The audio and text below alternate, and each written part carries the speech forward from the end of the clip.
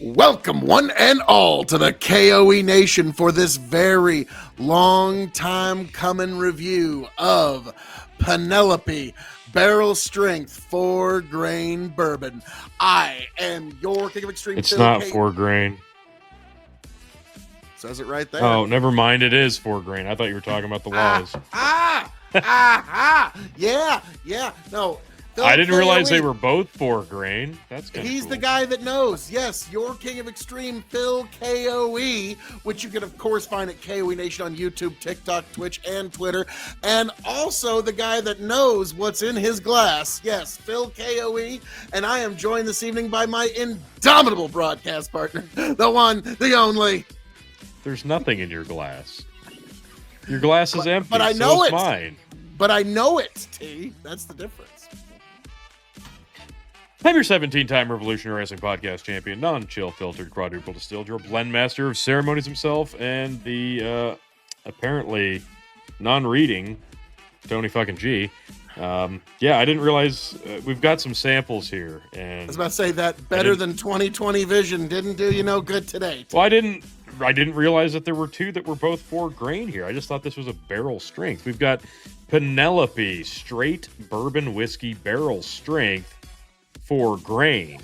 Okay, so the 4 grains in question, Phil, are corn, rye, wheat, and malted barley, bringing us up to 115 proof. Ooh, this could be lovely. This could be good. Now, Penelope is basically MGP. Now, I just opened mine. So yeah, I see these bottles every time I go into a store. I've always been curious. I've never tried, and I'm glad you acquired these little itty bitties. Yeah. I'm sure I'm going to like it, though, especially at 115 proof. You know where I got these? Fairplay, Colorado, when I took my daughter to actual South Park. Oh, nice. So these come from actual South Park, Colorado. And so I was like, okay, gotta get. And so that was one of those just like last minute trips that I didn't even think we were going to do. And it's like, hey, T, have you ever not been able to afford a trip? Yeah, that was me. But we just did it anyways. We had a great time. And I picked these up along the way because I figured, what the heck? And now, without further ado, this South Park Penelope. Let's take it to the nose. I mean, just every bourbon smell you would expect right there up front. Slight floral, but yeah, you got your vanilla, your oaks. There's a lot of vanilla. Slight caramel. Mostly vanilla. I'll give you that. It's a lot of vanilla. It's heavy vanilla. I'm not getting... I guess I could see caramel, but I'm not getting any oak. Like I said, the caramel and oak is not as prominent as the vanilla, but I'm getting it all. I'm enjoying what I'm smelling here. I'm also drinking out of a glass, not a Glencairn. Oh, scoff. Might have something to do with it. Scoff. Alrighty. Well, I don't know. I'm enjoying what I'm getting here. Yeah, no, the nose is lovely. I really like it. Well, T, Slanjeva to this MGP Penelope Barrel Strength. Let's see what you got.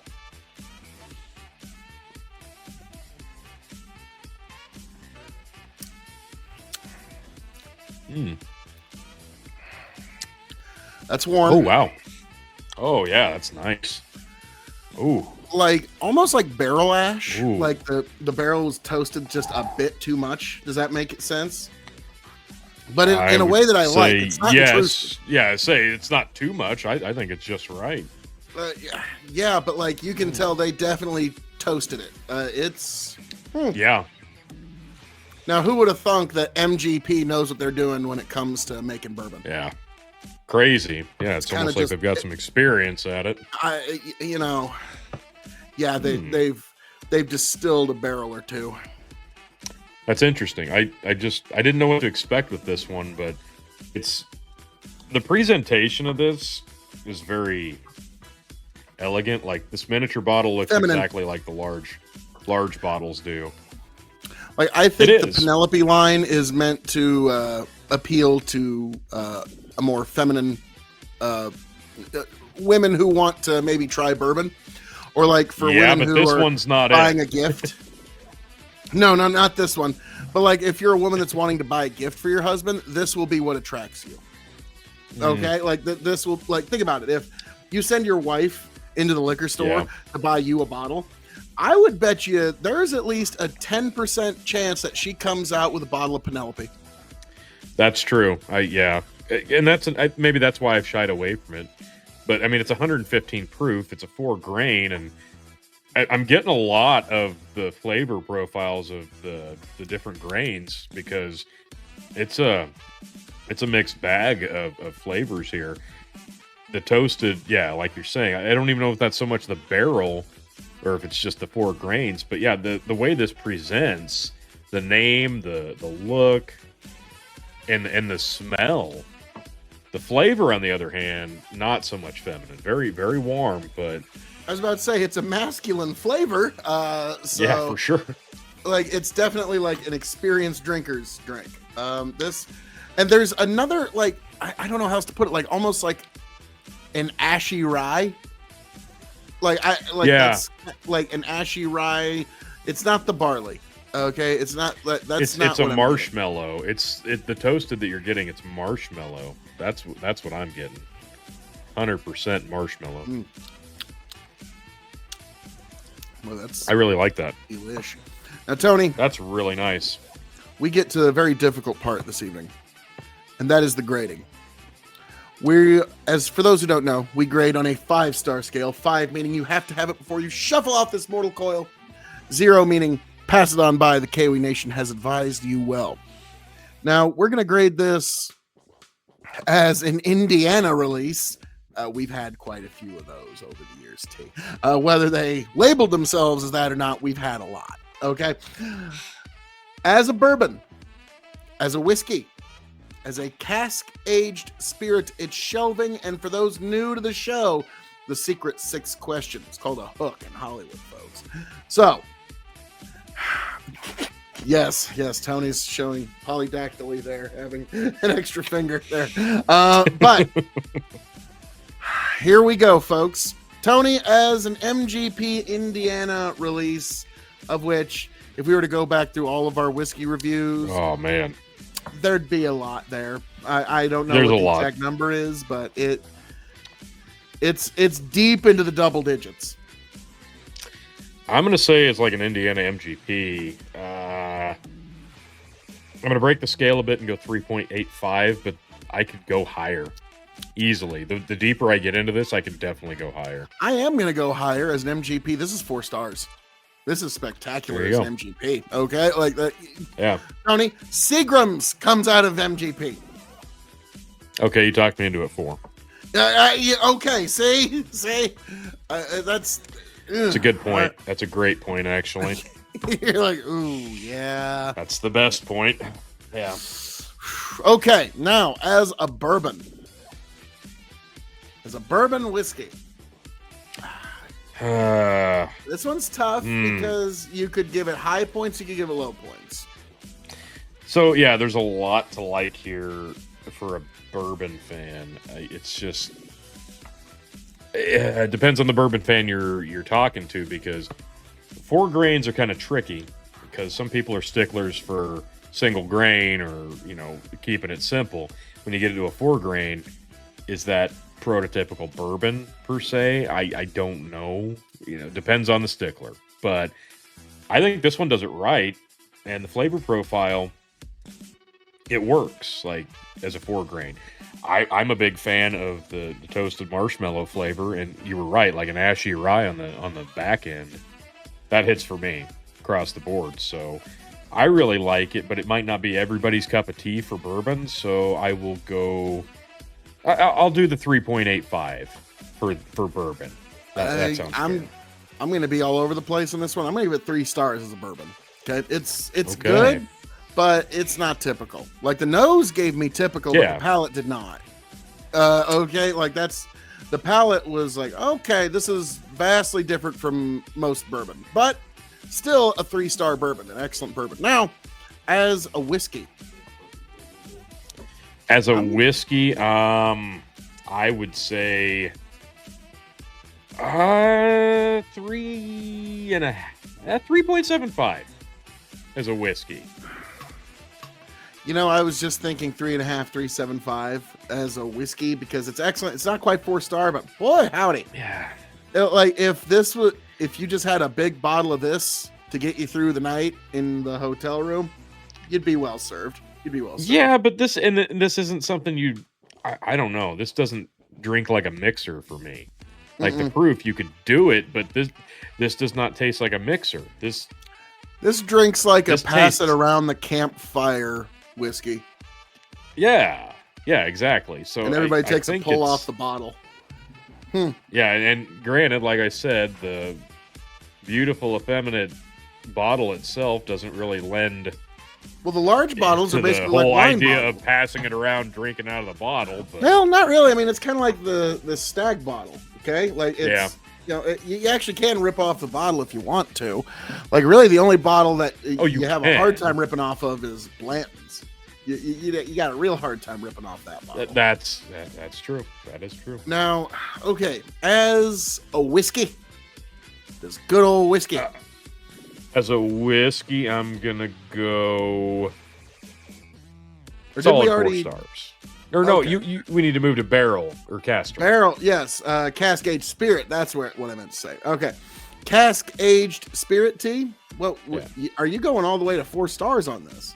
I'm torn between 4 and 4.25 because this is all. Actually, I am going to go 4.25 because this is in the barrel strength. If this were watered down, I think you're going to lose a lot of that toasted marshmallow flavor, and I think that finish that we like would lose its luster. I think you're going to lose that finish, or it might just tweak it in the wrong way. So, yeah, I think barrel strength is just right for this because that's where it hits the hardest. I'm going to stick with 4, but you're right, 4.25. This could definitely I like this one. Our scores were shockingly close. Because this one hits a lot of the right buttons. It's just kind of a strange. It's kind of a strange pony. Okay, it's different. I like that. Well, T, now we get to here's a weird one. The shelving. I don't know where exactly I would put this because it's not bottom, it's not top, it's not really middle. Yeah. So I guess it would have to sit in the middle just as a default because you don't. Yeah, I would go middle. It's not. It's not a top shelf, but it's close. Unless your top shelf's empty. Close enough. It's a middle. It's a middle.